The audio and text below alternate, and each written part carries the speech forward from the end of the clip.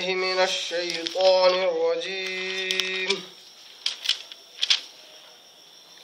بسم الله الرحمن الرحيم.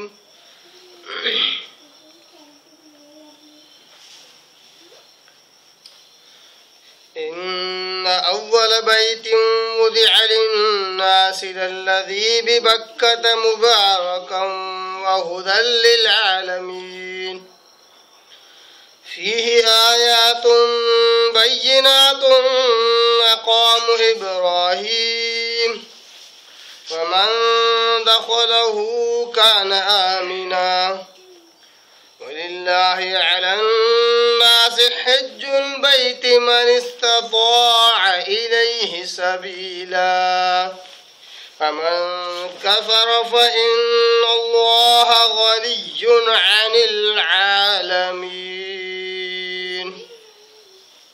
صدق الله العظيم. نحمده ونصلي على رسوله الكريم. أما بعد، تمام قسم کی حمد و ثنا، تعریف، کبریائی، بڑائی اسے اللہ وحدہ لا شریک کے لیے لائق اور زیبا ہے، جو ساری کائنات کا خالق، مالک، میرا اور آپ کا مربی ہے. اسے اللہ کے لیے ساری تعریفیں ہیں، جو غفور ہے، غفار ہے، کریم ہے، ستار ہے. بعد اس کے آپ کے میرے آقا، دو جہاں کے سردار، سردار انبیاء پر کروڑا کروڑ انگنت بے شمار درود و سلام صلی اللہ علی محمد و آلہ وسلم.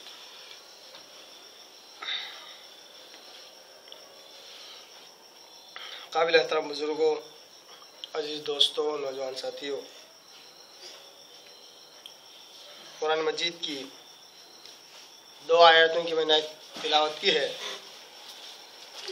اور یہ وہی دو آیتیں جو پچھلے درس میں بھی جن کی تلاوت کی گئی تھی.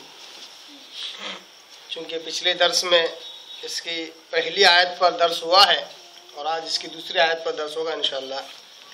یہ دونوں آیتیں چوتھے پارے کی ہیں. پارہ نمبر 4 سورہ آل عمران، سورہ نمبر 3، اس کے رکوع نمبر 10 کی یہ دو آیتیں، آیت نمبر 96 اور 97، آیت نمبر 96 اور 97. 96 پر پچھلی درس میں ہم کافی تفصیل سے سن چکے ہیں.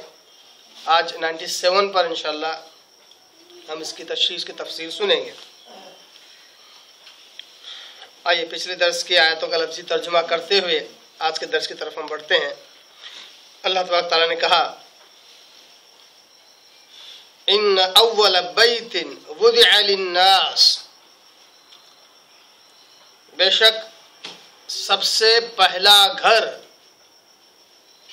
جو لوگوں کے لیے مقرر کیا گیا، یعنی کہ عبادت کے لیے، للذی ببکہ، یہ وہ گھر ہے جو بکہ میں ہے، یعنی کہ مکہ شہر میں ہے. مبارکہ، بڑا ہی برکت والا ہے. وہدا، اور ہدایت سے بھرپور ہے. للعالمین، سارے جہانوں کے لیے. اگر سارے جہانوں کا تذکرہ کر کے اللہ نے کہا کہ سارے جہانوں کے لیے یہ مرکز ہے، یہ سینٹر ہے. تو اللہ تعالیٰ نے یہاں پر مسجد حرام کی جو صفات بیان کی، پہلی صفت یہ سارے انسانوں کے لیے مقرر کیا گیا ہے. اس میں ہر وہ شخص داخل ہے جو اسلام میں داخل ہو جائے، ہر وہ شخص داخل ہے جو اسلام میں داخل ہو جائے اور حج کے لیے چلا جائے، اس کے لیے یہ عبادت کی طور مقرر کیا گیا. کیونکہ یہاں پر للناس کہا گیا، للمسلمین یا للمؤمنین نہیں کہا گیا. مومنوں اور مسلمانوں کے لیے اللہ نے نہیں کہا، بلکہ لوگوں کے لیے مقرر کیا گیا ہے. وہ کہ اس سے پہلے بھی جو لوگ ہیں وہ بھی خانہ کعبہ ہی کو اپنا قبلہ سمجھتے تھے، اس کی طرف رخ کر کے نماز پڑھتے تھے. دوسری صفت اللہ نے بیان کی کہ یہ بڑا ہی برکت والا ہے. اور واقعی وہاں کی جو برکت ہے یہ وہی جان سکتے جو وہاں رہتے ہیں یا وہاں جا کر آئے ہیں. باقی برکتوں کا اندازہ وہی لوگ بخوبی کر سکتے ہیں. ان کے مقابلے میں جو وہاں کبھی گئے نہیں ہی اس کو اچھی طرح پہچانتے ہیں، کیونکہ وہ ریگستانی علاقہ ہونے کے باوجود، یعنی کہ پانی کی شدت سے قلت کے باوجود وہاں پر ہر قسم کے میوے پھل فروٹس ملتے ہیں. یہ برکت نہیں تو کیا ہے؟ اور خوب کھانے کے بعد بھی جوں کا توں جیسا کا ویسا بستا ہے. یہ برکت نہیں تو کیا ہے؟ وہ ہدا اور ہدایت بھی ہے اس میں، گویا کہ وہ ہدایت کا مرکز ہے. باقاعدہ بعض لوگوں نے بات اپنی زبان سے اس بات کا اقرار کیا، انہوں نے کہتے ہیں کہ ہماری کافی سے زیادہ زندگی اپنے علاقے میں گزر گئی. حسن اتفاق سے جب اللہ نے حج کی توفیق دی، جب ہم خانہ کعبہ گئے، وہاں جانے کے بعد اللہ تبارک تعالیٰ نے اس کی برکتوں سے ہمارے دل کی دنیا اللہ نے بدل دی. وہاں ہم نے کچھ چیزیں ایسی دیکھی جو ہمارے علاقے میں کبھی نہیں ہوتی تھی. ہم کو وہاں جانے کے بعد صحیح مسائل معلوم ہوئے. جب ہم وہاں سے آئے ہم کو قرآن کے پڑھنے کا شغف پیدا ہوا، احادیث مبارکہ کی اہمیت معلوم ہوئی، ورنہ اس سے پہلے تو ہمیں پتہ ہی نہیں تھا کہ کیا قرآن ہے اور کیا حدیث ہے اور کیوں ان کی اہمیت ہے. وہاں سے آنے کے بعد لوگوں کے دل کی دنیا بدل جاتی ہے، کیونکہ وہ ہدایت کا مرکز ہے. ایسے کئیوں لوگ ہیں جو آدھے سے زیادہ یا 70-80% اپنی زندگی گزار لیتے ہیں، وہاں ایک بار جا کے آتے ہیں تو اللہ تبارک تعالیٰ ان کی دل کی دنیا بدل دیتا ہے. تو یہ ہدایت کا مرکز ہے پورے جہانوں کے لیے. 3 صفات ہو گئی. چوتھی صفت اللہ نے کہا فیہ آیات، اس میں بڑی بڑی نشانیاں ہیں. یہ وہی آیت ہے جو سورہ بقرہ کی آیت نمبر 125 ہے، وہی مضمون ہے جو وہاں پر بیان کیا گیا اور یہاں پر بیان کیا گیا ہے. اس کے تعلق سے آیت نمبر 125 سورہ بقرہ کی کافی تفصیل سے ہم اس وقت بھی بحث کر چکے ہیں، کافی تفصیل سے اس کی تشریح اس کی تفصیل میں بیان کر چکا ہوں. جو لوگ اس آیت کے بارے میں جاننا چاہتے ہیں اور اس کا بھی مضمون اس کا مضمون دونوں کا ایک جیسا ہے، وہ جا کر ہمارے پچھلے ویڈیوز دیکھ سکتے ہیں یوٹیوب پر. تو اللہ نے کہا کہ یہ جو مکہ شہر ہے اس میں بڑی بڑی نشانیاں ہیں. فی آیات، آیت کی جمع آیات، آیت نشانی کو کہتے ہیں، یا آیات جو ہے یہ مشعر کو کہتے ہیں. مشعر یعنی تعظیم و تکریم کی چیزیں. خانہ کعبہ میں اتنی چیزیں ہیں تعظیم اور تکریم کی، جیسا کہ صفا و مروہ ہے، ان کی تعظیم و تکریم کی جاتی ہے. حتیم ہے اور مقام ابراہیم ہے. تو ایسے کئیوں چیزیں ہیں جو اللہ تبارک تعالیٰ نے انہیں کیا بنایا؟ مشعر بنایا. مشعر یعنی عزت کی چیزیں، نشانیاں، دلیل. فیہ آیات، اس میں بڑی بڑی نشانیاں ہیں. اس میں سے خاص جس چیز کا اللہ تعالیٰ یہاں ذکر کرتا ہے وہ ہے آیات بینات مقام ابراہیم. کھلے کھلے واضح نشانیاں ہیں. اس میں سے اللہ تعالیٰ نے ایک کا ذکر کیا اور کہا مقام ابراہیم. یہ آیت نمبر 97 چل رہی ہے جو آج کے درس کی آیت ہے. تو مقام ابراہیم کو اللہ تعالیٰ نے کیا کہا؟ یہ بڑی بڑی نشانیوں میں سے ایک نشانی ہے. اللہ تعالیٰ نے بہت ساری نشانیوں کو جو حج کے مقام پر ہوتی ہے خانہ کعبہ کے پاس، اس میں سے مقام ابراہیم کا ہی کیوں تذکرہ کیا ہے؟ کیونکہ سورہ بقرہ کی آیت نمبر 125 میں بھی اللہ تعالیٰ نے مقام ابراہیم کا ہی تذکرہ کیا تھا. اگر ہم آیت نمبر 125 اٹھائیں سورہ بقرہ کی، اتفاق سے مجھے بھی آیت کا یاد ہو گئی، ورنہ ارادہ نہیں تھا کہ اس کو پھر سے میں آپ کے آگے رکھوں گا. سورہ بقرہ کی سورہ نمبر 2 جو کہ پہلے پارے کا سورہ ہے، اس کے آیت میں 125 میں اللہ نے کہا وَإِذْ جَعَلْنَا الْبَيْتَ مَثَابَةً لِلنَّاسِ وَأَمْنًا، ہم نے مسجد حرام کو، خانہ کعبہ کو، اس گھر کو لوگوں کے لیے بار بار آنے کا ذریعہ بنایا، لوٹ کر آنے کا ذریعہ بنایا سارے انسانوں کے لیے، اور امن والا شہر بنایا، امن والا مقام ہم نے بنایا. وَاتَّخِذُوا مِن مَقَامِ ابراہیم مصلی، اس لیے مقام ابراہیم کو مصلی بناؤ، نماز پڑھنے کی جگہ بناؤ. تو یہاں پر اللہ تعالیٰ نے جب مکہ شہر کی حرمت اس کے امن کا جب اللہ تعالیٰ نے ذکر کیا تو مقام ابراہیم کا ہی ذکر کیا. اور یہاں پر بھی سورہ آل عمران کی آیت نمبر 97 میں اللہ تعالیٰ نے آیات بینات میں مقام ابراہیم کا تذکرہ کیا. وجہ کیا ہے؟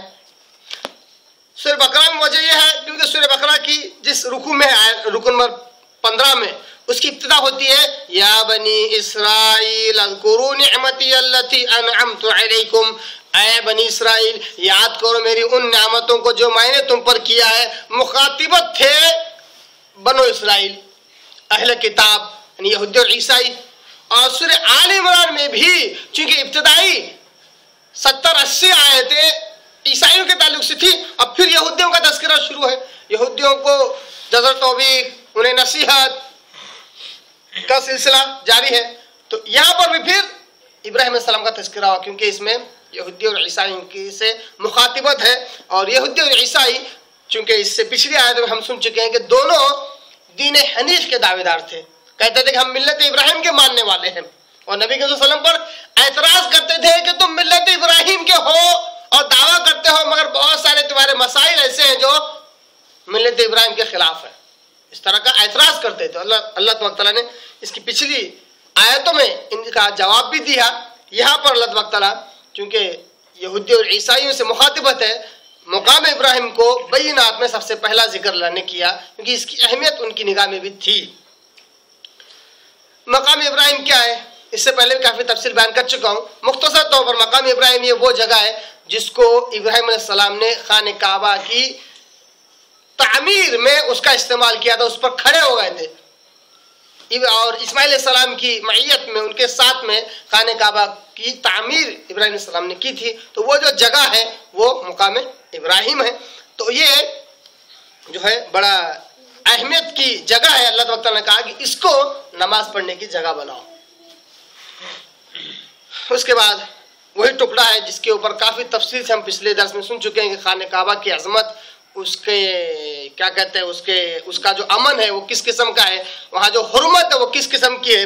آگے اللہ کہتا ہے وَمَن دَخَلَهُ كَانَ آمِنًا، جو کوئی اس میں داخل ہوا اس کو امن مل جاتا ہے. کان آمنا، جو کوئی اس میں داخل ہوا. دیکھیے لفظ کیا اللہ نے استعمال کیا، ومن دخلہ، جو کوئی اس مکہ شہر میں داخل ہوا، مسجد حرام میں داخل ہوا، کان آمنا، اس کو امن مل جاتا ہے. تو کان کا لفظ استعمال کر کے اللہ تعالیٰ نے یہ بتایا کہ پہلے بھی ایسا ہوتا تھا، آج بھی ایسا ہو رہا ہے اور قیامت تک ایسا ہوگا. جیسا کہ پچھلے درس میں میں نے کہا کہ اگر کوئی کسی کے باپ کا قاتل وہاں پر اگر پہنچ جائے اور وہ خانہ کعبہ میں گھس جائے اور امن مانگ لے تو اس کو وہاں پکڑنے، وہاں دیکھنے کے بعد بھی اس سے بدلہ نہیں لیا جا سکتا، بدلہ نہیں لیا کیونکہ اس کو امن مل جاتا ہے. وَمَن دَخَلَهُ كَانَ آمِنًا، جو وہاں داخل ہو جاتا ہے اس کو امن مل جاتا ہے. اس کے کئی معنی ہیں. پہلا جو معنی ہے اس کا، اس آیت کے ٹکڑے کا، وہ یہی ہے کہ جو وہاں جاتا ہے اس کو امن مل جاتا ہے، اس کو پناہ مل جاتی ہے. سب سے پہلا معنی اس کا یہی ہے. دوسرے کئیوں ضمنی معنی نکل سکتے ہیں کہ جو خانہ کعبہ میں جاتا ہے، مسجد حرام میں داخل ہوتا ہے، اس کو امن اور سکون اور چین ملتا ہے. واقعی بہت سارے لوگوں نے اپنے ذاتی تجربات یہ بیان کیے کہ جو کئی 30 سال سے جو بیمار تھے، عجیب و غریب ذہنی اور جسمانی پریشانی میں مبتلا تھے، حج کے لیے گئے، اللہ نے بلایا خوش قسمتی سے. وہاں جانے کے بعد جب تک حج کے ارکان پورے نہیں ہوئے تب تک انہیں ان کی بیماری کا احساس تک نہ ہوا. بھاگ دوڑ کرتے رہے، ساری محنت و مشقت کرتے رہے، تکلیف کا اندازہ نہ ہوا. جب مکمل ہو گیا، جب گھر کو لوٹنے لگے تب احساس ہوا کہ یہ تکلیف ہے، یہ تکلیف، یہ کیا ہے؟ وَمَن دَخَلَهُ كَانَ آمِنًا، جو اس میں داخل ہو جاتا ہے اس کو امن مل جاتا ہے. یہ ضمنی معنی ہے اس کا. جو ایک اور معنی ہم لے سکتے ہیں، اصل معنی اس کا یہ ہے کہ اگر قاتل بھی وہاں پناہ لے لے تو اس کو پناہ مل جاتی ہے، اس کو پکڑا نہیں جائے گا، اس کا قتل نہیں کیا جائے گا. اور اس کے علاوہ بہت ساری اس کی حرمتیں ہم نے پچھلے درس میں سنی ہیں کہ یہاں تک کہ وہاں کا ایک کانٹا جو نقصان دہ ہوتا ہے اس کو بھی نہیں اکھاڑا جاتا، نہ گھاس وہاں کی کاٹی جاتی ہے. اگر شکار کرنا ہو اور شکاری اگر وہاں پہ آ جائے، ہمارا شکار اگر وہاں آ جائے تو اس کو ہکال بھی نہیں سکتے. وہ آئے گا خود کی مرضی سے جو کھانا ہے کھائے گا، خود سے جائے گا، اس کو وہاں سے بدک کر ہکال بھی نہیں سکتے، ڈانٹ ڈپٹ بھی نہیں کر سکتے، اتنی حرمت ہے وہاں کی خانے کعبہ کی۔ تو وہ من دخلہ کان آمنا۔ چونکہ یہ ساری باتیں پچھلی آیت سے بھی جڑی ہوئی تھی اور اس سے کئی زیادہ باتیں میں نے پچھلے درس میں بیان کی ہیں، آئیے اصل ٹکڑے کی طرف ہم آگے بڑھتے ہیں جو آج کے درس سے زیادہ جڑا ہوا ہے۔ آگے اللہ کہتا ہے وَلِلَّهِ عَلَى النَّاسِ حِجُّ الْبَيْتِ مَنِ اسْتَطَاعَ إِلَيْهِ سَبِيلًا۔ کیا کہا اللہ نے؟ وَلِلَّهِ عَلَى النَّاسِ، اور اللہ کے لیے، عَلَى النَّاسِ لوگوں پر ہے، حج البیت حج کرنا اس گھر کا، البیت مطلب خاص طور پر خانہ کعبہ کا ذکر ہوا، حج کرنا ضروری ہے اس گھر کا۔ کون لوگ کریں گے؟ پہلے ٹکڑے میں تو اللہ تبارک تعالیٰ نے دو چیزوں کو خاص طور پر تاکید کے ساتھ بیان کیا۔ دیکھیے قرآن کے ایک ایک لفظ پر اگر غور کریں تو کافی راز اور رموز اس سے کھلتے ہیں، ہمارے سامنے آتے ہیں۔ سب سے پہلے اس کی ابتدا ہوئی ہے ایسے وَلِلَّهِ، اللہ کے لیے، گویا کہ اس میں ذکر ہوا اخلاص اپنے اندر رکھو۔ سب سے پہلا جس پر زور دیا گیا اللہ تبارک تعالیٰ نے وہ ہے حج تو کوئی بھی کر سکتا ہے، کوئی بھی آ کر سکتا ہے، اخلاص اس کے اندر ہو کہ وہ اللہ کے لیے ہو، للہیت اس کے اندر موجود ہو، اخلاص اللہ کے لیے حج کرے۔ اللہ کے لیے حج کرنا ایک عبادت ہے تو خالص اللہ کی عبادت ہو اس میں۔ اب آپ اندازہ کر سکتے ہیں جو کام خالص اللہ کے لیے کیا جا رہا ہے، اور اگر حاجی حضرات جو ابھی حاجی نہیں ہوئے جا رہے ہیں اگر حج کے مسائل نہ سیکھیں، حج کے مسائل نہ سمجھے، اور جو جیسا سمجھ میں آ رہا ہے یا جو جیسا سمجھا گیا گئے اور جیسا تیسا بھی اس کو ایک کیا کہتے ہیں کارے بوجھ سمجھ کر گھر کے آگے، یہ مناسب نہیں ہے۔ جو کام اللہ کے لیے کیا جا رہا ہے اس کو اخلاص کے ساتھ پورے علم کے ساتھ کرنا چاہیے۔ تو وہ للہ کہ اللہ نے نیت کے خلوص کا اللہ نے ذکر کیا۔ علی الناس کہہ کر اللہ نے کیا کہا؟ علی الناس کہہ کر حج کی فرضیت کا تذکرہ کیا، یعنی حج فرض ہے۔ اکثر مفسرین یا اکثر کہیے یا کل مفسرین کا اس بات پر اتفاق ہے کہ یہ آیت حج کی فرضیت کے لیے دلیل ہے۔ حج فرض ہے، اسی کیا دلیل ہے اسلام میں؟ حج فرض ہے، اس بات کی دلیل قرآن مجید کی سورہ آل عمران سورہ نمبر 3 کی آیت نمبر 97 ہے۔ میں بارہا کہتا رہتا ہوں لوگوں سے جو دین میں کچھ شوق لیتے ہیں، میں کہتا ہوں کہ دیکھو دین اسلام ہمارا اسی لیے ہے تاکہ ہم ہمارے علم اور عمل کی دلیل جانیں۔ اسلام ہمارا کیوں ہے؟ تاکہ ہم ہمارے علم اور عمل کی دلیل جانیں، اسی لیے ہے۔ اگر ہم کو ہمارے بنیادی اعمال جو روزمرہ کے ہیں اور ان کی بھی اگر ہمیں دلیل نہیں پتا ہے تو ہم تو بس صرف نام کے مسلمان ہیں۔ جیسا کہ حج فرض ہے، اگر کسی مسلمان سے پوچھے کہ کیوں فرض ہے، وہ بولتا باپ دادا سے چلا آ رہا ہے، حج فرض ہے اس لیے حج فرض ہے۔ یہ کوئی دلیل نہیں ہے۔ اگر یہ دلیل ہوتی کہ باپ دادا چلا آ رہا ہے، حج فرض ہے اس لیے حج فرض ہے، یہ دلیل ہوتی تو یہ دلیل ایگزیکٹلی فٹ ہوتی ہے مشرکین پر۔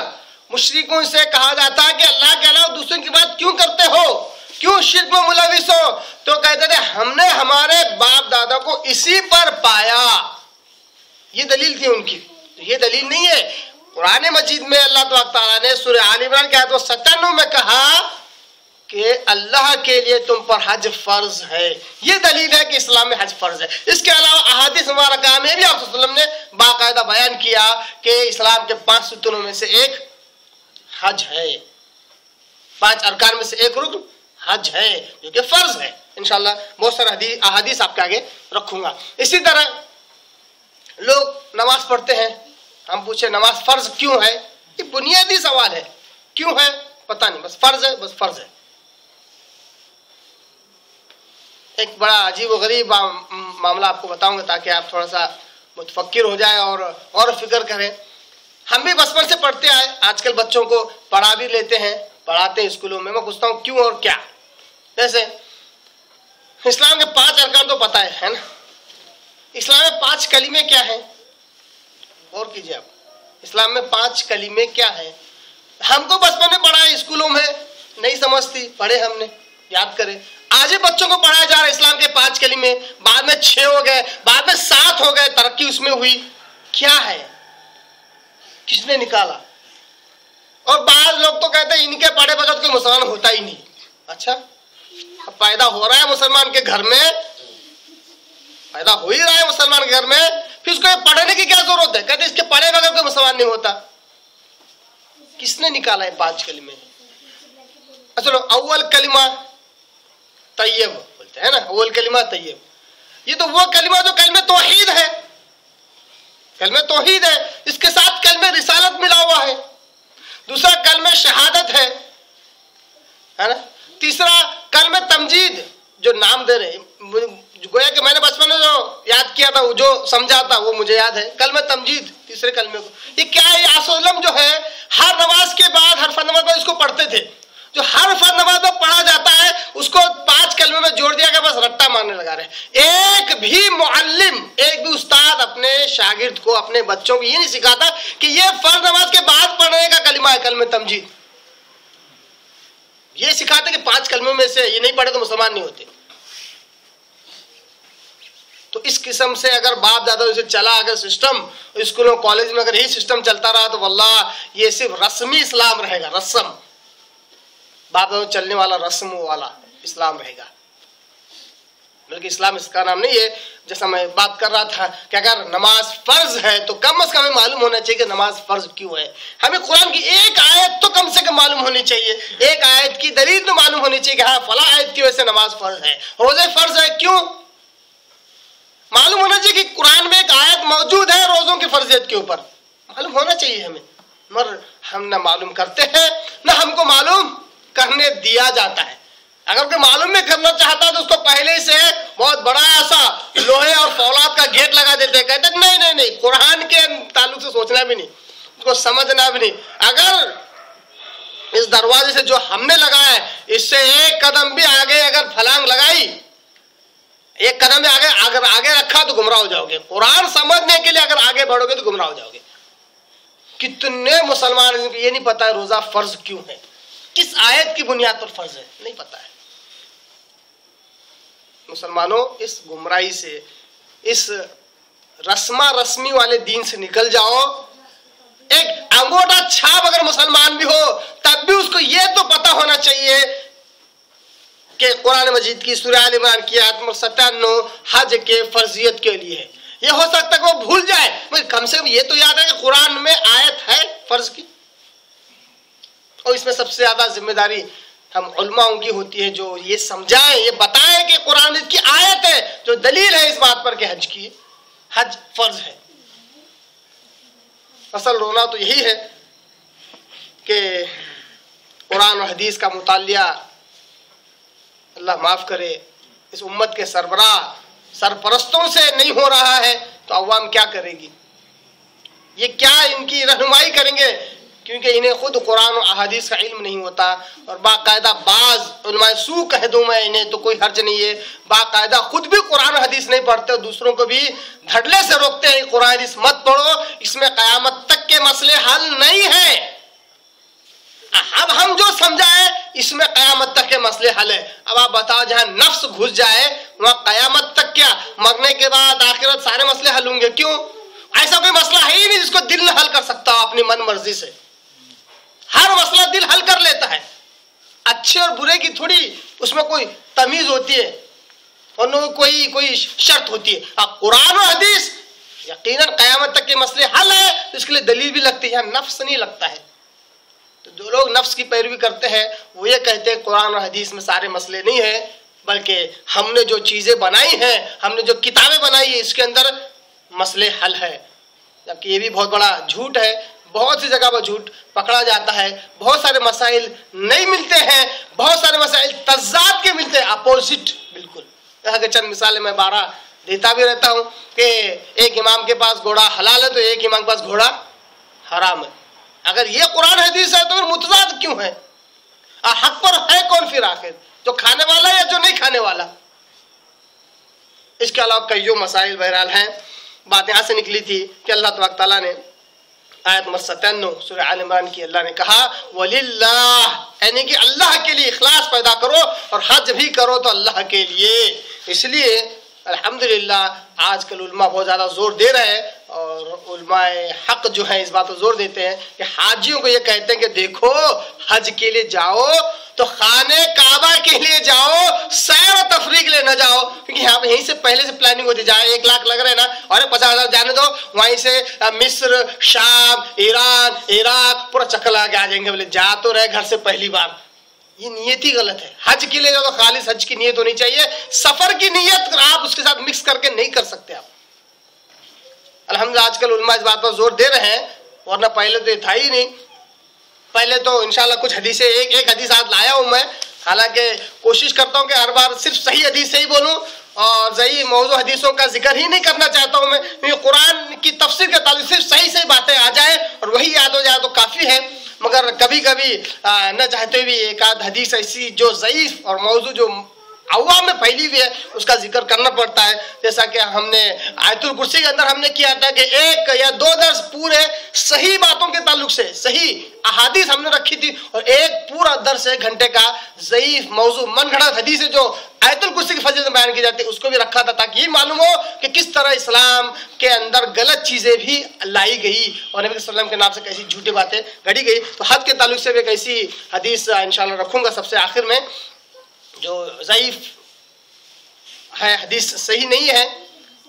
तो लोग क्या करते हैं हज के ताल्लुक से अपने मन मर्जी के हिसाब से करते हैं और नीयत खालिस नहीं करते, दुनिया घूमने की नीयत। मैं कहता हूँ अगर उतना ही शौक है तो यही पैसा जाओ पहले दुनिया घूम कर आ जाओ, यूँ समझो इस्तिताअत नहीं है तुमको, पहले दुनिया तो घूम कर आ जाओ, फिर सेकंड टाइम अगर अल्लाह इस्तिताअत तो फिर हज करो। दुनिया घूमने की भी ख्वाहिश है, हज करने की भी ख्वाहिश है, एक में एक मिला ले। कोई दुनियावी काम थोड़ी है कि एक काम करते करते दूसरा भी काम करके आ गए। तो अल्लाह ने सबसे पहले इस आयत की इब्तिदाई इखलास के साथ की। अल्लाह ने वलिल्लाह, अल्लाह ही के लिए खालिस तौर पर हज किया करो। अलन्नास मतलब फर्ज है लोगों पर, हिज्जुल बैत इस घर का हज करना लोगों पर फर्ज किया गया है। अब कौन शख्स है जिन पर फर्ज किया गया है उसको अल्लाह ने आगे बयान किया, कहा मन इस्तताअ इलैहि सबीला, हर उस शख्स पर फर्ज है इस घर का हज करना जो इस्तिताअत रखता हो, इलैहि सबीला इस तक पहुंचने के रास्ता अगर वो पाले, राह पाले तो वो इस्तिताअत वाला है। इस घर तक पहुंचने की राह अगर वो पा सकता हो, पाने की इस्तिताअत रख सकता हो तो उस पर हज फर्ज है। गोया कि हज फर्ज करने के लिए अल्लाह तबारक ताला ने एक शर्त लगाई, वो है इस्तिताअत। इस्तिताअत कैसी? इलैहि सबीला कहा अल्लाह ने, वहां तक अगर पहुंच सकते हो तो तुम्हारी इस्तिताअत होगी मुकम्मल। ऐसा नहीं कि तुम ही पाई जिंदगी भर जमा करो और पैसा जमा हो जाए फिर तुम पहुंचो, ये जरूरी नहीं है। तुम वहां तक अगर पहुंच सकते, इस्तिताअत तुम्हारे पास आ जाए, चाहे खुद से या किसी के सपोर्ट से भी, कोई हर्ज नहीं है। अगर तुम वहां पहुंच सकते हो तो हज कर सकते हो। इस्तिताअत वहां तक पहुंचने की है, घर तक पहुंचने की। इंशाल्लाह उसके अंदर क्या क्या शराइत है मैं इंशाल्लाह आपके आगे रखूंगा। आइए पहले हज पर हम कुछ बातें देखें और कुछ अहादीस मुबारक हम देखते हैं हज के ताल्लुक से, फिर इंशाल्लाह वो शराइत भी रखूंगा कि इस्तिताअत सबील किसको कहते हैं। देखिए अल्लाह तआला ने आयत 97 में ये तो कहा कि अल्लाह के लिए हज फर्ज किया गया है लोगों पर, फर्ज। अब फर्ज का क्या माना मफहूम है, इस हदीस को देखते हैं हम। ये हदीस है सही मुस्लिम की, हदीस नंबर 1337 1337 और मुस्नद अहमद में भी हदीस आई है जिल्द नंबर 2 हदीस नंबर 508 के अंदर। इस हदीस का रावी हज़रत अबू हुरैरा रज़ियल्लाहु ताला अन्हु है। वो कहते हैं क़ाल खतबना रसूलुल्लाह सल्लल्लाहु अलैहि वसल्लम, एक मरतबा नबी करीम सल्लल्लाहु अलैहि वसल्लम ने हमारे आगे खुतबा दिया। फ़क़ाल, और कहा, अय्युहन्नास, ऐ लोगो, क़द फ़रज़ल्लाहु अलैकुमुल हज, बेशक अल्लाह ने तुम पर हज को फर्ज किया है। यह हदीस मुताबिकत रख रही है इस आयत से। इस आयत की मजीद तशरीह बयान कर रही है। जो बात इसमें समझ में नहीं आ रही है वो उसको हदीस वाज़ा कर रही है, क्योंकि क़यामत तक लोग ऐसे ही पैदा होंगे जो बोलेंगे कुरान में कहाँ लिखा है हज फर्ज है, कहाँ लिखा हुआ है? फर्ज का लफ्ज इसमें नहीं है, फर्ज का लफ्ज इसमें नहीं। इसमें क्या है? कुरान की आयत में वलिल्लाहि अलन्नास, और अल्लाह के लिए लोगों पर हिज्जुल बैत, इस घर का हज करना है, इस घर का हज करना, ऐसा है। मगर इसका जो अंदाज है अरबी जुबान में, अला का लफ्ज अलन्नास ये फर्ज के लिए आता है। अगर आप वो उठाए रोजों के ताल्लुक से, या आमनू, क्या कुतिबा अलैकुमुस सियाम कमा कुतिबा अलल लदीन, तो अलल, वहां पे अला का लफ्ज अल्लाह ने इस्तेमाल किया, वहां पे कुतिबा का लफ्ज अल्लाह ने इस्तेमाल किया जो फर्ज के लिए होता है। तो यहाँ पर अला के मानी फर्ज के लिए है। अगर ये इस कुरान की आयत में फर्जियत समझ में न आए तो हदीस मुबारक का इसका सपोर्ट करती है। नबी सल्लल्लाहु अलैहि वसल्लम कहते हैं, ऐ इंसानों, बेशक अल्लाह ने तुम पर हज को फर्ज किया है। फहुज्जू, लिहाजा तुम हज करो, ये हज किया करो दोनों माने हैं। लिहाजा तुम हज करो से मुराद कम से कम एक बार तो करो। फहुज्जू, हज किया करो मतलब एक बार हुआ, अगर दोबारा मौका मिले तो फिर करो, तीसरी बार मिले तो तीसरी बार भी करो। इसका ये मतलब है। उसकी क्या माना है इंशाल्लाह आगे और देखेंगे। फ़क़ाल रजुल, एक शख्स ने पूछा अल्लाह के रसूल से, अकुल्लु आमिन या रसूलल्लाह, अल्लाह के रसूल आपने तो कहा फहुज्जू, हज किया करो, तो क्या हर साल हज करना है? ये आप सल्लम बात कब कह रहे हैं? आप सल्लम के आखिरी हज में कह रहे हैं। आखिरी हज में सहाबा ने भी हज किया, आप सल्लम ने भी हज किया, और आप सल्लम ने अपनी पूरी जिंदगी में एक ही हज किया है, पूरी जिंदगी में एक ही हज किया। उस हज में आप सल्लम ये कहते हैं कि हज किया करो। अब सहाबा तो सहाबा है, यकीनन कुर्बान जानिए, उन्होंने सवाल किया तो हमको मसाइल मालूम ही है ना, मगर कुछ जगह उन्होंने सवाल किया तो हमको और दूसरे मसाइल मालूम है, जबकि उन्हें सवाल नहीं करना चाहिए था, नहीं करना चाहिए था, मगर उनके गलती करने से भी, गलती से मुराद सवाल नहीं करना चाहिए था, कर रहे, तब भी हमारे लिए और मशाले राह बन गए और मसाइल हमें मालूम भी है। यहाँ एक शख्स ने पूछा अल्लाह के रसूल, कुल्लु आमिन, अल्लाह के रसूल हर साल हज करना है? आप सल्लम फसकत, आप सल्लम खामोश हो गए। हत्ता क़ालहा सलासा, 3 बार उस शख्स ने पूछा अल्लाह के रसूल हर साल हज करना है? आप सल्लम खामोश, हर साल हज करना है? आप मुंह तक नहीं खोल रहे हैं, किसी के साथ एक्सप्रेशन नहीं दे रहे हैं, हाँ या ना का कोई एक्सप्रेशन नहीं दे रहे हैं। यहाँ तक कि 3 बार उसने पूछ लिया। फ़क़ाल रसूल सल्लल्लाहु अलैहि वसल्लम, फिर उसके बाद आप सल्लम जब कहा कुछ, अपने जुबान मुबारक से जब कुछ कहा तो क्या कहा?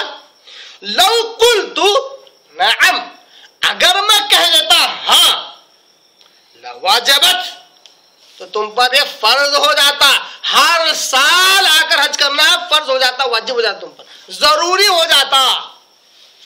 कैसा जरूरी? आगे एक हदीस आएगी, अगर नहीं करते तो अजाब होता तुम पर, अजाब नाज़िल होता अल्लाह का, हर साल अगर हज न करते तो। आप लोग कहते हैं मैं खामोश इसलिए रहा, अगर मैं हाँ कह देता तो हर साल हज करना तुम पर वाजिब, फर्ज हो जाता, जरूरी हो जाता। तो मक़ाल, फिर आप ने कहा, ज़रूनी मा तरक्तुकुम, ये होती नबी की सिफत। क्या है आप सल्लम? ज़रूनी, मुझे छोड़ दिया करो, मा तरक्तुकुम, अगर मैं तुम्हें छोड़ दूं, मतलब अगर मैं मसाइल बयान करने में कुछ तुम्हें न बोलूं तो तुम मुझे छेड़ो भी मत, मुझे छोड़ दिया करो अगर मैं तुम्हें छोड़ दूं तो। ذرونی مطلب چھوڑ دو، مطلب چھیڑو نہیں، سوالات کر کر کے میرے کو نئے نئے مسائل مت پوچھ رہا کہ میں نہیں بیان کر رہا ہوں، کیونکہ میرا بیان کرنا تمہارے لیے وبال ہو سکتا ہے. ذرونی ما ترکتم، مجھے چھوڑ دو اگر میں تمہیں چھوڑ دوں.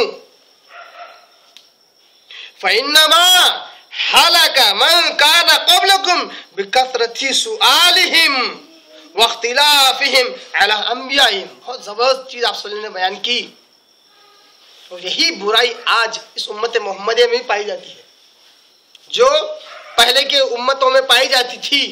آپ صلی اللہ علیہ وسلم کہتے ہیں فإنما ہلک من کان قبلکم، لوگوں اس سے پہلے کی امتیں اسی وجہ سے ہلاک ہوئی. کس وجہ سے؟ بکثرت سؤالہم، کثرت سوال کی وجہ سے. ایک ہلاکت کا معنی کیا ہے؟ پہلے انبیاء نے ایک مسئلہ بیان کیا، اب مسئلہ بہت آسان اور جنرل عمومی تھا، آسانی سے کیا جا سکتا تھا. اس میں سوال کیا، جو براڈ تھا وہ اور تھوڑا محدود ہو گیا، پھر اور سوال کیا اور محدود ہو گیا، اور سوال کیا پھر اور محدود ہو گیا. اب آخر میں جب وہ مسئلہ بنا اتنا پیچیدہ بنا کہ اس پر عمل ہی نہیں کر پا رہے، تو یہ ہلاکت ہے. اللہ کے حکم پر بجا لانے پر اجر ثواب جو ملنے والا تھا، اب بجا نہ لانے پر گناہ کے حقدار ہو گئے، عذاب کے حقدار ہو گئے، تو ہلاک ہو گئے. اسی وجہ سے اللہ تعالیٰ نے کئی امتوں کو ہلاک کر دیا، کیونکہ انبیاء سے سوال کر کر کے مسائل کو پیچیدہ کرتے اور عمل نہ کرتے تو اللہ تعالیٰ نے ہلاک کرتا. اللہ کہتا جب عمل کرنا ہی نہیں تھا تو پوچھے کیوں؟ اس کی بہترین مثال قرآن مجید ہی خود پیش کرتا ہے کہ موسیٰ علیہ السلام سے بنو اسرائیل نے کتنے مسائل پوچھے تھے ایک بیل کے تعلق سے. اللہ نے حکم دیا ایک بیل ذبح کرو. کتنے مسائل، کیسا ہو، رنگ کیسا ہو، اس اور کیا صفت ہو، اتنا پیچیدہ. جبکہ کوئی بھی بیل اگر اٹھا کر اللہ کے راہ میں ذبح کر دیتے تو حکم کی تعمیل ہو جاتی تھی. کثرت سوال کرنے کی وجہ سے مشکل تر مشکل. یہ تو ایک مثال جو قرآن کی، اس کے علاوہ بنو اسرائیل تو کئیوں ایسے سوالات کرتے تھے جس سے مسائل اور پیچیدہ ہو جاتے تھے. آج بھی یہ امت اسی بیماری مبتلا ہے، اتنے سوالات کر لیتے بیجا جس کی ضرورت ہی نہیں ہوتی ہے. علماء سے، مفتیان کرام سے بیجا سوالات، وقت کی ضرورت جو سوالات ہوتے ہیں وہ کبھی نہیں کرتے، خود کی ضرورت کی جو سوالات ہوتے ہیں وہ کبھی نہیں کرتے. سوال 12 کہا، اس سے پہلے میں نے کہا ہے سوال 3 قسم کے ہوتے ہیں. سوال برائے علم ہوتا ہے، علم حاصل کرنے کے لیے، یہ معروف ہے، پسندیدہ ہے. سوال برائے عمل ہوتا ہے، عمل کرنے کے سوال کیا جاتا ہے، یہ بھی پسندیدہ ہے. سوال برائے سوال بھی ہوتے ہیں کچھ. سوال برائے سوال مطلب سوال صرف سوال پوچھنے کے لیے رہتا، یہ سوال مذموم ہے، ناپسندیدہ ہے. یہ امت میں بھی یہ بیماری آ گئی، سوال برائے سوال. بہت سارے لوگ تو یہ بھی کرتے ہیں جو کم از کم مجھے تو پسند نہیں آتا ہے، کسی کا سوال آ کر عالم صاحب سے پوچھ لیا، مفتی صاحب سے پوچھ لیا، ہمارے ایک دوست کو ایسا اور ایسا اور ایسا پریشانی ہے. ارے بھائی، اگر اس کو ضرورت ہوگی، اس کو دین کا شوق ہوگا تو وہ اپنے مسئلے کو حل ضرور کرے گا. آپ کیوں حل کرنے کے پیچھے پڑے ہوئے ہیں؟ اگر اس کے مسائل حل کرنا ہی ہے تو اس کو سب سے پہلے دین سے جوڑو. یہ سب سے پہلا سب سے بڑا مسئلہ ہے جو اس کا حل ہونا چاہیے. اس کا ایک سوال کا جواب اگر آپ حل کر کے دیں گے، اس سے اس کے دین کا مسئلہ حل نہیں ہوگا. اس کو دین سے جوڑو، پھر وہ خود اپنے مسائل حل کرے گا. تو بہرحال اس امت میں بھی کثرت سوال کی جو بیماری جو پچھلی امتوں کی تھی اس امت میں بھی آئی ہے. جیسا کہ آپ صلی اللہ علیہ وسلم نے دوسری حدیث میں بھی کہا کہ یہ امت بھی بنو اسرائیل کے نقش قدم پر چلے گی، شبرم بے شبرم، بالش بہ بالش چلے گی، ان کی نقالی کرے گی. آپ صلی اللہ علیہ وسلم نے کہا تھا. پھر آگے آپ صلی اللہ علیہ وسلم نے کہا واختلافہم علی انبیائہم. کیوں ہلاکی اس سے پہلے کی امت ہے؟ ایک کثرت سوال کی وجہ سے، اور دوسرا اپنے انبیاء کے ساتھ اختلاف کرنے کی وجہ سے. یہ کثرت سوال ہی کا نتیجہ ہے. اختلاف مطلب نبی نے کہہ دیا یہ کام کرو، اچھا کیوں کرنے کا، اس کا کیا فائدہ ہے، ایسا کرو تو چلتا کیا، ایسا آج بھی دیکھیں آپ کسی مفتی کے پاس کوئی جاتا ہے نا، آپ دیکھو آپ اس کو جب تک اس کی من مرضی کا مسئلہ سامنے نہیں آتا نا، ایسا کرو چلتا ہے مفتی صاحب، ایسا کرو چلے گا کیا، اگر اس کے وجہ ایسا کرو چلے گا کیا. اب مفتی صاحب دیکھتے دیکھتے ہاں بھائی چلو کر لو، کبھی سارے مجبور ہو جاتے ہیں. ان کو اتنا اٹکایا جاتا، سامنے سے پہلے ہی سے ایک پلے گراؤنڈ بنایا جاتا کہ کہاں سے کیا क्या क्रॉस क्वेश्चन करने पर यहां आ सकते मुफ्ती साहब, ये इख्तलाफ करना है।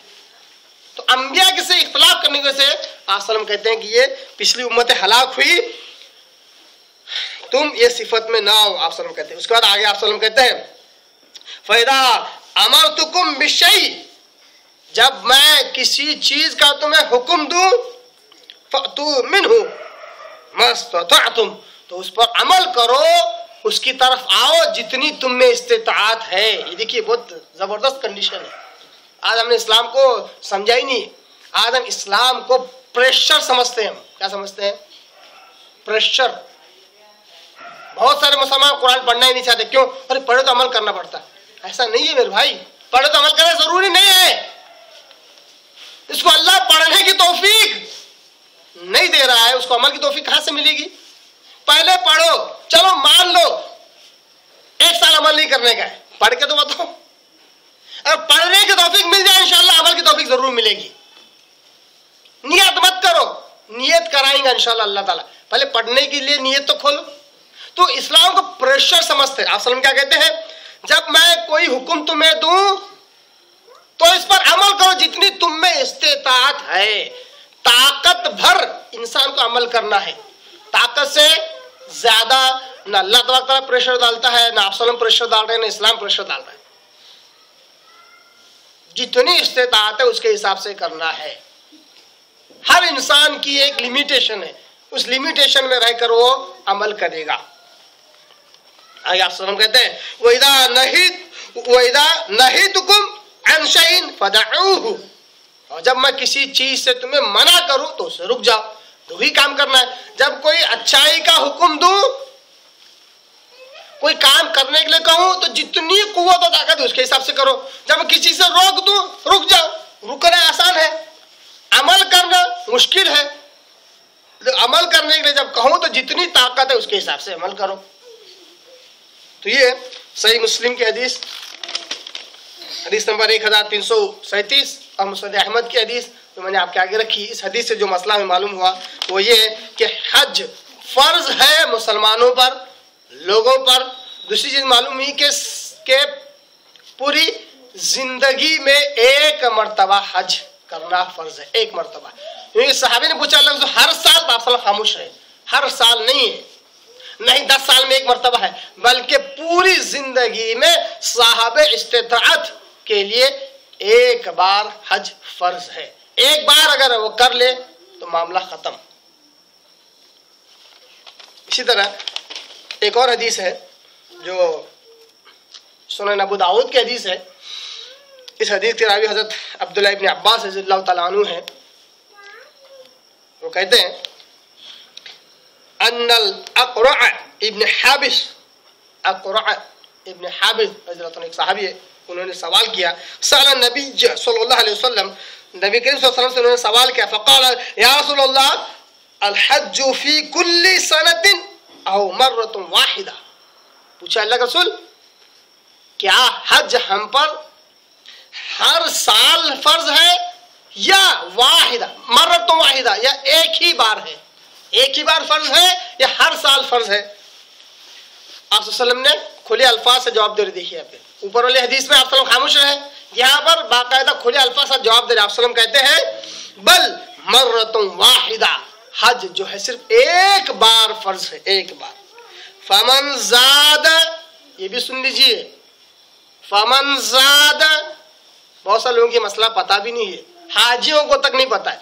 फमन ज़ाद, इसके अलावा और ज्यादा अगर कोई हज करे फहुवा ततव्वुअ, तो उसके लिए नफिल हज होगा। गोया कि नफिल हज भी कोई चीज है, यानी ऐसा नहीं कि हज कर लिए तो सिर्फ उम्रे कर रहे हैं, आप दोबारा हज कर सकते हैं, वो नफिल हज कहलाएगा, वो नफिल हज कहलाएगा। ये सुनन अबू दाऊद की हदीस नंबर 1721। इसी तरह सुनन नसई की हदीस जिल्द 5 हदीस नंबर 111 और सुनन इब्ने माजा की हदीस नंबर 2886 और मुस्तदरक हाकिम की हदीस जिल्द 2 हदीस नंबर 293 और मुस्नद अहमद की हदीस जिल्द 1 हदीस नंबर 290। इतनी जगह पर हदीस आई है। इस हदीस से मालूम हुआ कि आप सल्लल्लाहु अलैहि वसल्लम ने बाकायदा खुले अल्फाज से कहा कि हज पूरी जिंदगी में एक मर्तबा है और इससे ज्यादा अगर कोई करे तो वो नफिल हज कहलाएगा। इसी तरह इसके ताल्लुक से एक और हदीस इसी से जुड़ी हुई जो सुनन इब्न माजा में है, हदीस नंबर 2885 2885। इस हदीस का रावी हजरत अनस बिन मालिक रज़ियल्लाहु ताला अन्हु है। वो कहते हैं क़ालू या रसूलल्लाह अल हज फी कुल्ली आम। लोगों ने पूछा अल्लाह के रसूल क्या हज हमें हर साल करना है? अब जाहिर सी बात ये सवाल करना कोई क्या कहते हैं गलत नहीं था उस वक्त, क्योंकि आप सल्लम पहली बार हज कर रहे हैं और आखिरी हज है ना, पहली बार और आखिरी हज। और जो लोग ये सवाल कर रहे हैं वो वहीं के अतराफ के लोग हैं। अगर उन्हें कहा जाता हर साल हज तो वो हर साल आ भी सकते थे, मुमकिन था ही। मगर इस्लाम चूंकि पूरी दुनिया के लिए रहमत है और कयामत तक आने वाले इंसानों के लिए है, तो इस एतबार से इस नजरिए को इस जाविये से अगर देखा जाए तो हर साल हर मुसलमान हज नहीं कर सकता। इसी से मालूम होता है कि इस्लाम ये पूरी इंसानियत और पूरी दुनिया के लिए, पूरी कायनात के लिए। तो आप सल्लम कहते हैं कि जब आप सल्लम से पूछा गया कि क्या हज हर साल फर्ज है, तो आप सल्लम ने कहा लौ कुल्तु नअम, अगर मैं हाँ कहता लवजबत तो ये लवजबत आप सल्लम ने कहा कि ये फर्ज हो जाता, ये वाजिब हो जाता, ये जरूरी हो जाता। लम तकूमु बिहा, और फिर तुम इस पर कायम न रह सकते। अगर मैं हाँ कह देता तो तुम हज हर साल नहीं कर सकते, तुम इस पर कायम नहीं रह सकते थे। वलौ लम तकूमु बिहा, और अगर तुम इस पर कायम नहीं रह सके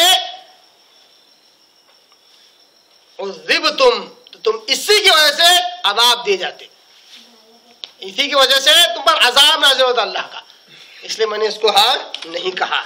इससे एक बात यही मालूम हुई कि अंबिया कराम की जुबान की हरकत भी किसी मसले को बदल सकती है। अंबिया कराम की जुबान की हरकत भी किसी मसले को बदल सकती है, हलाल को हराम, हराम को हलाल बना सकती है।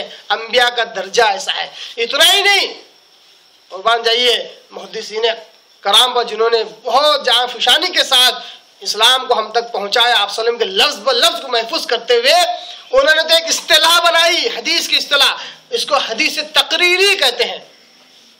हदीस तकरीरी, हदीस कौली होती है, हदीस फ़िअली होती है।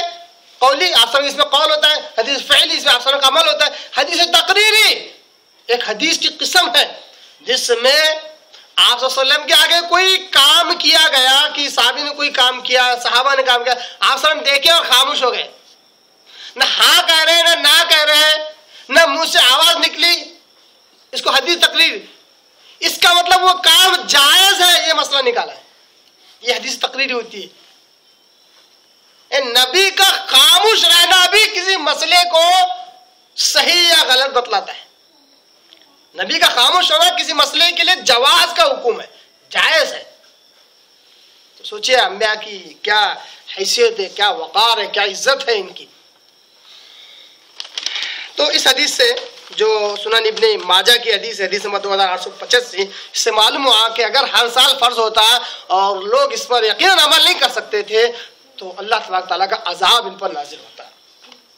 इसी तरह एक और बड़ी प्यारी हदीस है, और ये हदीस है सुनन अबी दाऊद की, हदीस नंबर 1722 1722। इस हदीस के रावी इब्नुल अबी वाक़दी अल-लैसी रज़ियल्लाहु अन्हु ये हैं। वो कहते हैं उन्होंने अपने बाप से रिवायत किया और उनके बाप इस हदीस को बयान करते हैं। वो कहते हैं समीअतु रसूलुल्लाह सल्लल्लाहु अलैहि वसल्लम यक़ूलु लिअज़वाजिही फ़ी हज्जतिल वदा। वो कहते हैं मैंने आप सल्लम को अपनी अज़वाज मुतर्रात से इस तरह कहते हुए सुना। गौर कीजिए इसके अल्फाज पर, बहुत अहम हदीस है। कहते हैं कि मैंने नबी वसल्लम को अपनी अज़वाज मुतर्रात से, अपनी बीवियों से इस तरह कहते हुए सुना, हादिही सुम्मा ज़ुहूरुल हुस्न اپنے ازواج مطہرات سے، اپنی بیویوں سے مخاطب ہو کر آپ وسلم کہتے ہیں ہاذیہی، یہ حج کے موقع پر، حجۃ الوداع کے موقع پر آپ وسلم کہہ رہے ہیں یہ ہے تمہارا حج۔ آپ وسلم کی بیویاں آپ وسلم کے ساتھ تھی نا حج میں، کیا کہتے ہیں یہ ہے تمہارا حج جو فرض تھا زندگی میں ایک بار یہ ہو گیا، ہاذی یہ مکمل ہو گیا اب تمہاری طرف سے۔ ثم ظہور الحسر، اب تم گھر میں مقید ہو جاؤ، حج کے بہانے گھر کے باہر مت نکلو، حج جو فرض زندگی میں ایک مرتبہ تھا تم نے میرے ساتھ کر لیا، اب گھر میں مقید رہو، گھر میں محصور رہو، گھروں میں رہو، اب حج کے بہانے تم گھر کے باہر مت نکلو۔ ایک معنی جو ظاہری الفاظ کا ایک معنی یہ ہے۔ دوسرا ایک معنی الحمدللہ محدثین کرام نے اس حدیث کے ٹکڑے کا یہ بیان کیا کہ آپ صلی اللہ علیہ وسلم نے اس میں اشارہ یہ دیا کہ چونکہ میں ہی تمہارا محرم ہوں، شوہر ہوں، میرا یہ آخری حج ہے، اگلے سال میں زندہ نہیں رہوں گا، تم کس کے ساتھ جاؤ گے حج کرنے کو؟ یہ تمہارا آخری حج ہے، اب گھر کے باہر نکلو بھی مت۔ دوسرا اشارہ آپ صلی اللہ علیہ وسلم نے اس حدیث میں دیا۔ تو اس حدیث کو آپ کے آگے جو رکھنے کا جو مقصد ہے وہ یہی ہے کہ زندگی میں ایک ہی مرتبہ حج ہے۔ یہ دلیل جو پیش کر رہا ہوں، اس سے جو استدلال کر رہا ہوں وہ یہی ہے کہ آپ صلی اللہ علیہ وسلم کے ازواج مطہرات امہات المومنین کے لیے حج فرض ایک ہی بار تھا، اس لیے انہوں نے ایک ہی بار کیا۔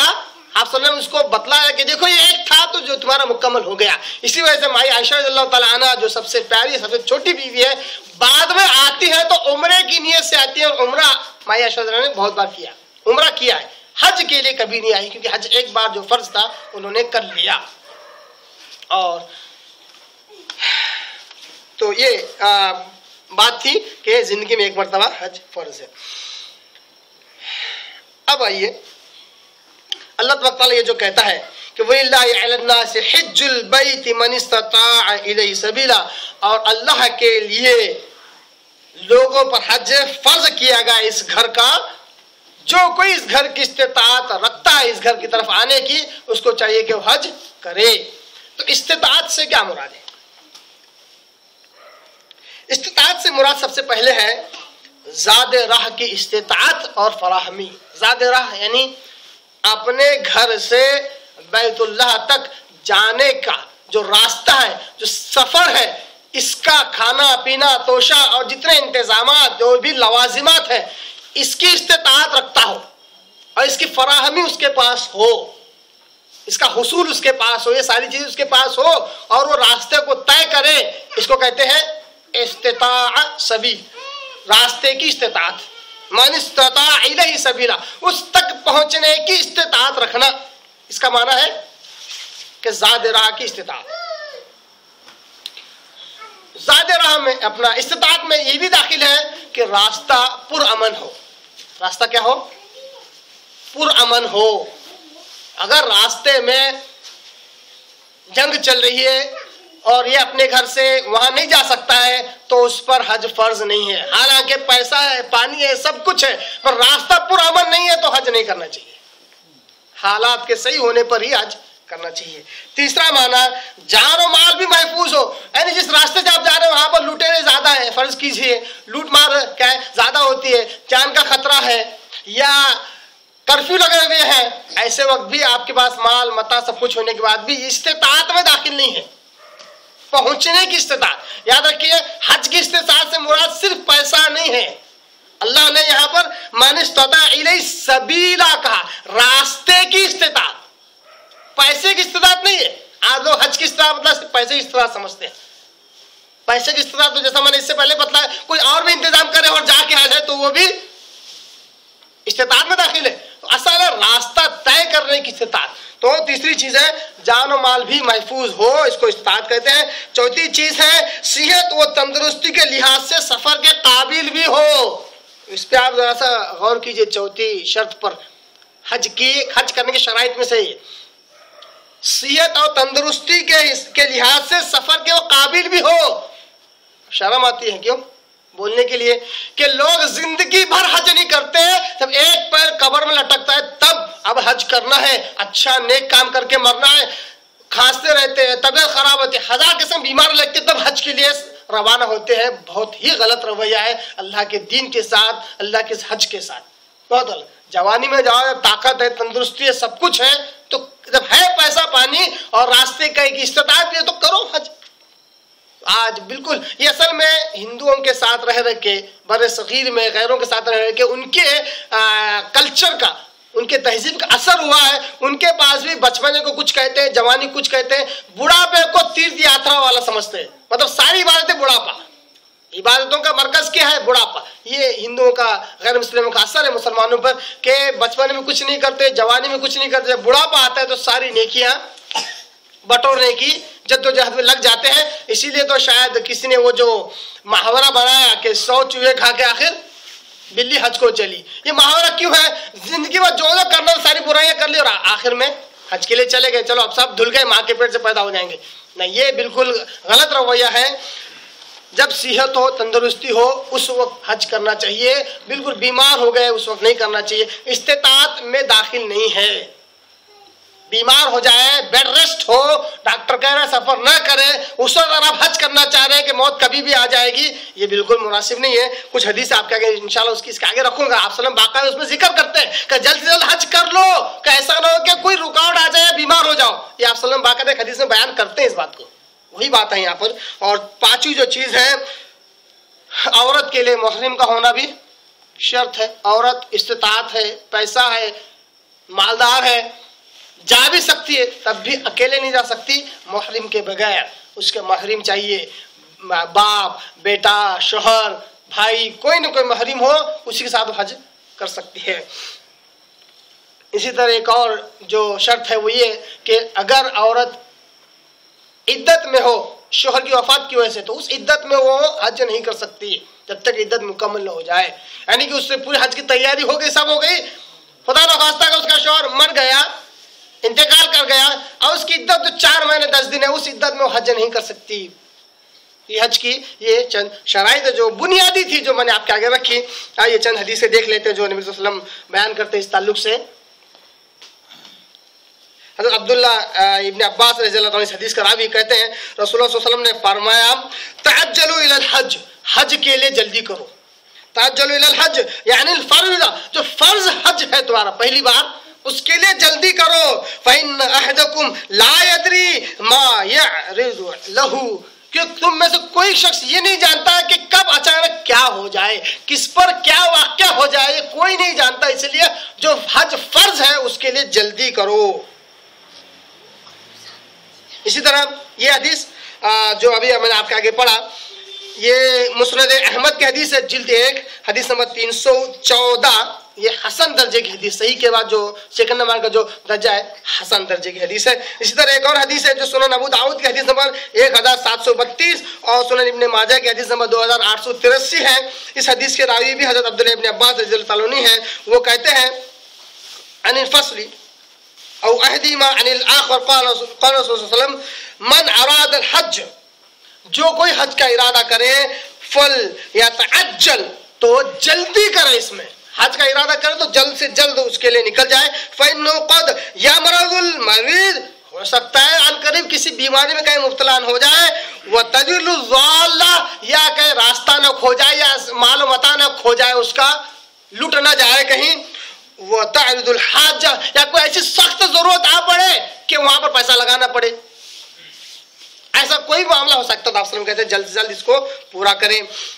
ये हज की इस्तिताअत के अंदर जो हदीसें आती थी वो मैंने आपके आगे रखी कि इसके लिए जल्द से जल्द कोशिश करना चाहिए और दूसरे बेकार कामों में या जिंदगी गुजारने में इंसान अटका हुआ न रहना चाहिए। आइए एक हदीस जो ज़ईफ है, यानी कि सही नहीं है, जिसको आम तौर पर लोग दलील बनाकर इस्तेमाल करते हैं और इसी वजह से बहुत सारे इस उम्मत के अफराद गुमराह भी हुए हैं, खासतौर वो अफराद जो तक़वी और परहेजगारी में आला मुकाम हासिल करने की कोशिश की। उन्होंने लंबी लंबी दाढ़ियाँ और बाल सफ़ेद, इस किस्म के सूफी किस्म के लोग इसी किस्म के हदीसों से गुमराह हुए। ये हदीस जो है, हदीस का हवाला नहीं दूंगा, हालांकि हदीस का हवाला लिखा हुआ है, ज़ईफ है, और वो चाहे किसी भी अच्छी से अच्छी हदीस किताब में क्यों ना है। बुखारी मुस्लिम के तो नहीं है, बुखारी मुस्लिम अल्हम्दुलिल्लाह कोई ज़ईफ हदीस मौजूद नहीं है। इसके अलावा दूसरी हदीस किताबों में हदीस मौजूद है। इस हदीस के रावी हज़रत अब्दुल्लाह इब्न उमर है। ज़ईफ हदीस, اسلام میں داخل نہیں ہے، کوئی دلیل نہیں پکڑنا صحیح اس سے۔ حضرت عبداللہ ابن عمر ہے، حدیث کراوی ہے، کہتے قال جاء رجل الى النبی صلی اللہ علیہ وسلم، ایک مرتبہ ایک شخص آپ صلی اللہ علیہ وسلم کے پاس آیا اور اس نے سوال کیا، یا رسول اللہ ما یوجب الحج۔ حضرت عبداللہ ابن عمر کہتے ہیں کہ ایک شخص آپ صلی اللہ علیہ وسلم کے پاس آیا اور اس نے پوچھا ما یوجب الحج، اللہ کے رسول یہ حج جو ہے کب واجب ہوتا ہے، حج جو ہے کب واجب ہوتا ہے؟ تو آپ صلی اللہ علیہ وسلم نے کہا کہ الزاد والراحلہ، یعنی کہ جب زاد راہ مل جائے اور سارا سکون و چین ہو تو اس وقت حج واجب ہو جاتا ہے۔ پھر پوچھا کہ حج میں افضل حاجی کون ہے، حج میں حج کے لیے افضل حاجی کون ہے؟ تو کہا وہ جو حج میں زیادہ پراگندہ ہو، زیادہ میلا کچیلا ہو اور زیادہ تکلیف اٹھائے اور زیادہ قربانیاں دے، وہ سب سے بڑا حاجی ہے۔ یہی وجہ ہے کہ ایک زمانے میں لوگ ساری سہولتیں ہونے کے بعد سواری پر نہیں بیٹھتے تھے، پیدل جاتے تھے، پیدل حج کو جاتے تھے۔ یہاں تک کہ ایک بڑی ہنسی آتی ہے، کبھی کبھی گھر میں بات نکلتی ہے تو اس پر بھی کبھی بات ہو جائے تو بڑی ہنسی آتی ہے۔ ایک ولیہ کا ذکر کرتے ہیں، انہوں نے اپنے گھر سے لوٹتے ہوئے حج کیا۔ کیسے کیا؟ عورت ہے، ولیہ میں ان کا تذکرہ ہے، رابعہ بصری کا نام لیتے ہیں، لوٹتے ہوئے حج کیا۔ ارے کوئی کمال کی بات ہے۔ وہ کہتے ہیں جتنا زیادہ تکلیف اٹھائی جائے حج میں اتنا زیادہ ثواب ملے گا، اتنا بڑا حاجی کہلائے گا۔ یہ اس قسم کی ضعیف اور من گھڑت موضوع حدیثیں جو ہوتی ہیں انہی کو دلیل بنایا جاتا ہے، جس کی وجہ سے لوگ جو ہے اسلام کو صحیح سمجھ نہیں پاتے ہیں اور گمراہی کا شکار ہو جاتے ہیں۔ اللہ تبارک تعالیٰ سے دعا کرتا ہوں اللہ تعالیٰ ہمیں دین اسلام کو صحیح سمجھنے، اس پر عمل کرنے کی توفیق عطا فرمائے۔ وآخر دعوانا ان الحمد للہ رب العالمین۔